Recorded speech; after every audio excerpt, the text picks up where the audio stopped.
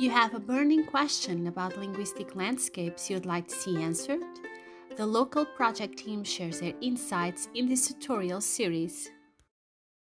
Hi, my name is Claudia and I'm going to answer the question, how do I get the students to see the value of focusing on other languages when the class is specifically about English as a foreign language? First of all, I'll tell you just a bit about my own experience with linguistic landscaping.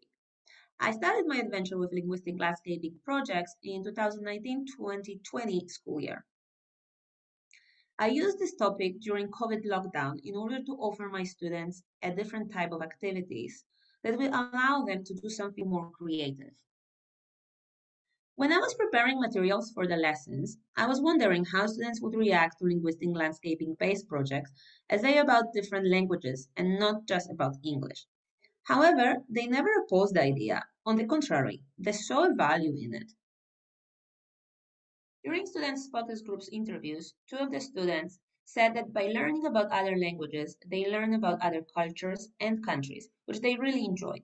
Another student, when asked what her favorite activity had been so far, she answered that working on literary writing because it was fun, great way to work with others. Students enjoyed the challenge of using different languages in an English text and ensuring that it made sense. One of the students said during the interviews, making a poem or a story using different languages is a challenge because you need to make sure that the whole text makes sense. Another thing that students point out during the interviews was the fact that talking about languages helped them participate in the lessons because everybody knew something about this topic and could relate to it.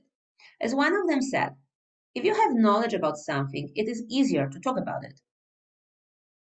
Here you have an example of how I expanded on that initial linguistic landscaping to integrate it into a creative writing activity as part of the language lesson. These were written in groups and they had to draw from all of the languages of their group. This is a poem about Black Lives Matter movement. I feel that by letting my students experiment, I am promoting their creativity skills. Also, they began to make connections between language and social justice.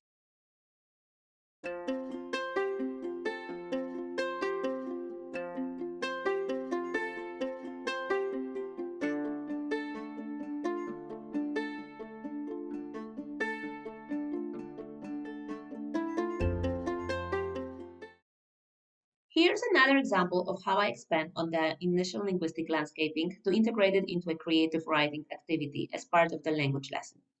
This time, the group decided to write a short story. I think the story reflects how doing the linguistic landscaping helped raise the awareness of more than the idea that there are lots of languages around them.